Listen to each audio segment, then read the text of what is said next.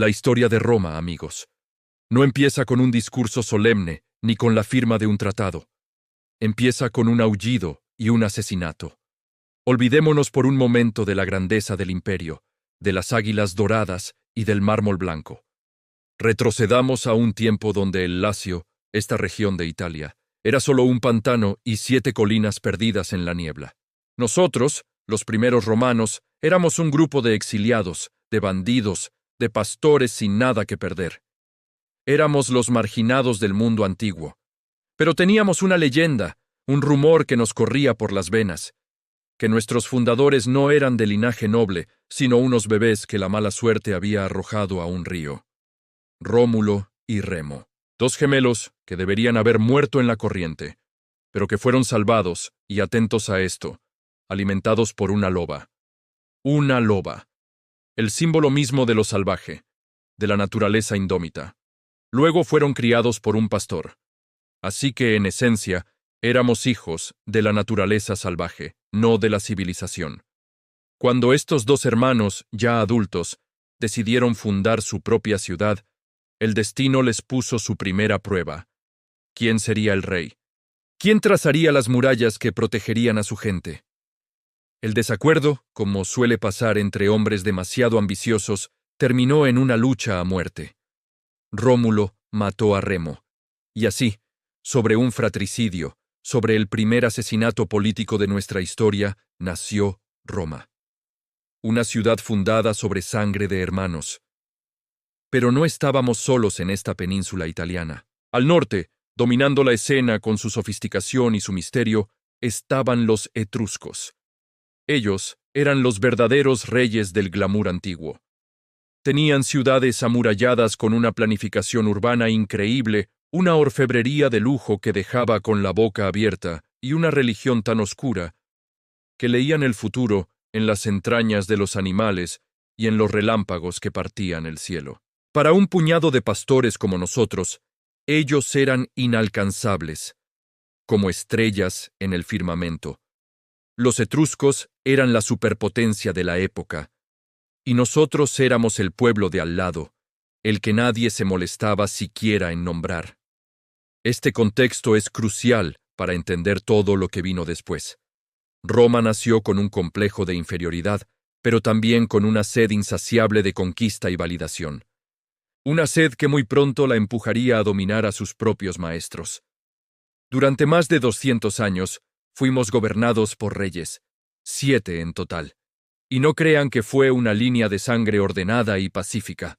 Fue una escuela de liderazgo brutal y a veces caótica. Tuvimos al rey piadoso, que nos dio los rituales religiosos, al rey guerrero que nos enseñó la disciplina militar, y al rey constructor que nos dio los cimientos de nuestra ciudad. Pero, inevitablemente, los etruscos terminaron tomando el trono. No por conquista militar, sino por su influencia, su dinero y su poder. El primero de ellos fue Tarquinio Prisco. Él nos trajo el circo, amplió nuestro foro, el corazón de la ciudad, y duplicó el número de senadores. Nos dio la primera probada de cómo se siente ser una ciudad de verdad, una capital en potencia, pero con el lujo y la grandeza vino la arrogancia, una enfermedad que se contagia muy fácilmente en las alturas del poder. Y el verdadero villano de esta historia, el hombre cuya soberbia partió la historia de Roma en 2, fue Tarquinio, apodado el Soberbio. Y su apodo no es casualidad. Fue un diagnóstico preciso de su carácter. Su llegada al poder no fue un traspaso pacífico. Fue un golpe de estado sangriento. El rey anterior, Servio Tulio, un gran reformador que había intentado dar más poder a los plebeyos, fue arrojado por las escaleras del Senado. Y para sellar el crimen con un acto de depravación máxima, la propia hija de Tarquinio el Soberbio, la princesa Tuya, pasó con su carro por encima del cuerpo ensangrentado de su padre en plena calle. ¿Se dan cuenta? La monarquía ya no era un sistema de gobierno, se había convertido en un circo de terror y perversión. Tarquinio el Soberbio gobernó a través del miedo, eliminando a sus opositores y haciendo de la ley un simple capricho personal. Era la definición de un tirano, pero toda tiranía, tarde o temprano, tiene un punto de quiebre. y el nuestro no llegó desde el campo de batalla, ni de una revolución organizada por las masas. Vino del honor de una mujer. Veamos la escena.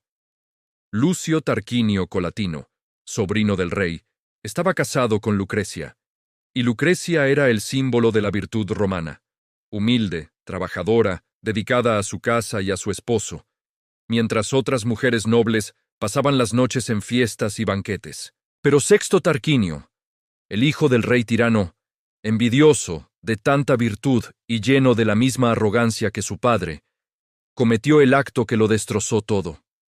Una noche, mientras su marido estaba en la guerra, Sexto fue a casa de Lucrecia, y bajo la amenaza de matarla y deshonrar su nombre para siempre, la violó. Al día siguiente, Lucrecia, con su honor hecho trizas, convocó a su esposo y a su padre, les contó la terrible historia y les hizo jurar una promesa solemne, que vengarían su deshonra.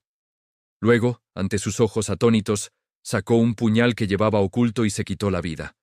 Fue un acto brutal, desesperado, y fue el detonante perfecto para la revolución.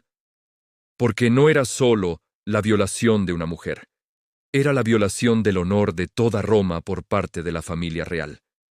La gota que colmó el vaso. En ese momento, entre los presentes, estaba un hombre llamado Lucio Junio Bruto. Un hombre que durante toda su vida había fingido ser un idiota, un bruto, para que el rey tirano no lo viera como una amenaza y lo eliminara. Pero la sangre de Lucrecia lavó esa máscara de estupidez. Bruto tomó el puñal ensangrentado de Lucrecia, lo levantó al cielo y juró ante los dioses que nunca, jamás, en Roma, volvería a reinar un rey. Ese juramento prendió la mecha. El pueblo, harto de la soberbia, harto de la tiranía, harto de los abusos, se levantó en armas. La monarquía etrusca cayó sin que nadie la defendiera. Tarquinio el soberbio y su corrupta familia fueron expulsados de Roma para siempre. Y así, en el año 509 a.C., sobre la tumba de una mujer virtuosa y el juramento de un hombre que se cansó de fingir, nació la República Romana. Fue un nacimiento violento, fundado en la tragedia. Pero el juramento se mantuvo durante casi 500 años. En Roma, nadie más volvería a ser rey. Esa es la historia de cómo un acto de tiranía y el sacrificio de una mujer cambiaron el destino del mundo. Gracias por acompañarme en este viaje al pasado. Si te ha gustado esta historia y quieres saber cómo sigue, no olvides darle a like, suscribirte y activar la campanita para no perderte el próximo capítulo. Nos vemos en la próxima.